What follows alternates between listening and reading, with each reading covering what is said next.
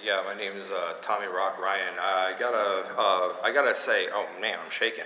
But anyways, I gotta thank you guys for being the dynamic couple that you are writing Wait in the Truck. You don't mind I'm recording this, do you? Because there's a couple. Well, no, I can. Yeah, I know, Lisa. But anyway. Love your leather fedora. Thank you.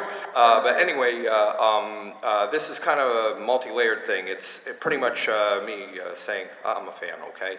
When you guys did the whole Wait in the Truck thing, they did the DC chapter did a like a breakdown of the song, and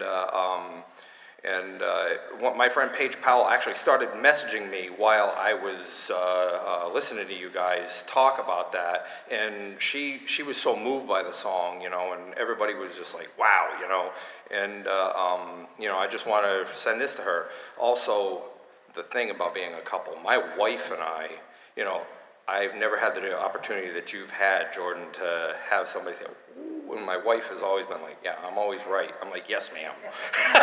So, you know, you had a rare moment, dude, and I'll tell you what, I can say kudos to you. But anyways, that song really... Don't. But anyways, doing what I do, and like everybody else in the room, I'm at the 6 degrees of separation point, but for me, I want to get past the 6 degrees of desperation. What will I do next? I asked a couple other people the same question.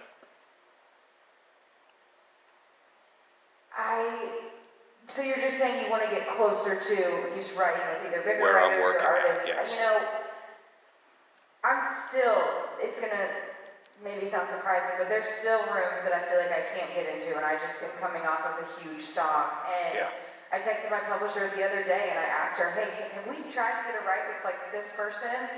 And she was like, you know, they're really only writing with like the Keith Urbans or the Ashley Gorleys. Mm-hmm. And I was like, but did we even ask?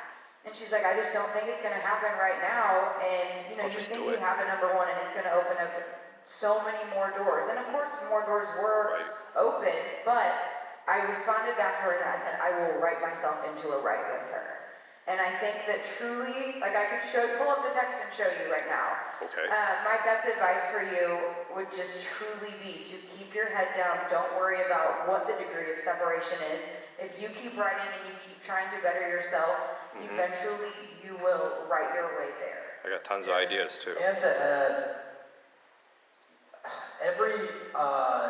I feel like everybody's got their group and their, you know, the people they come up with.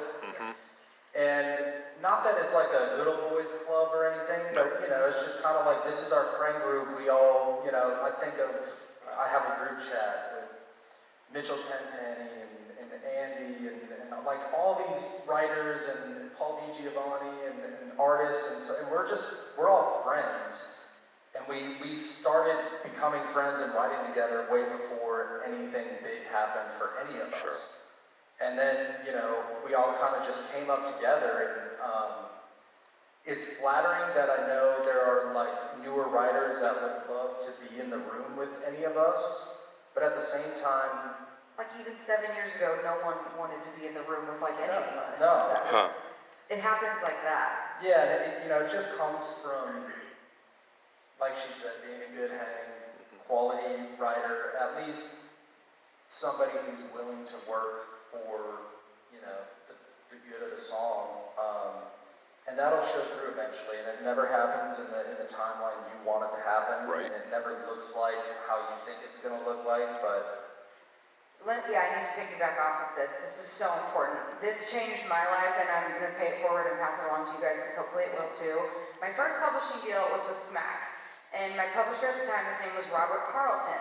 Robert Carlton's dad was a legendary publisher in town. He had signed some of the biggest writers that wrote the biggest Garth Brooks and Dunn, Tim McGraw, Kenny Chesney, some of the most legendary songwriters this man was the publisher for and a part of. He passed away while I was at Smack. He had cancer. And he had a memorial service at BMI.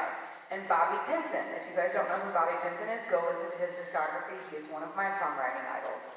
Bobby Pinson stood at Mr. Carlton's memorial and said, when I signed my first publishing deal, I was so excited and so honored to finally have the credit of, hey, we will pay you to write songs. And Mr. Carlton sat me down because I told him I wanted to write with this person that was currently crushing it. And he said, the freshmen always want to write with the successful seniors, but what they don't realize is that the seniors' success all came from their freshman class. And that truly struck a chord in me that, like Jordan said, you find your friends, you find your tribe, the people that get you and bring out the best in you, because everyone has their first big cut, and then they just keep building off that. But you should never not think that you and your friends that you're writing with all the time aren't capable of being that together. All right. So keep writing with the people that you love. Because I'm telling you, you'll get a big write with a big writer, and that session might not go well. And you're like, well, I wish I was with my friends. Right. There's no one that is your secret to success. Yeah. Yeah, and like she's kind of saying, that the individual a lot of time gets the credit, but it's a group, and Cool. and just stick with your group and Thank you. get better with your group. Thank you. Hey, everybody, I'm going to pan around. Thank you, Tommy. Thank you. Selfie. All right, guys. Go ahead, Renee.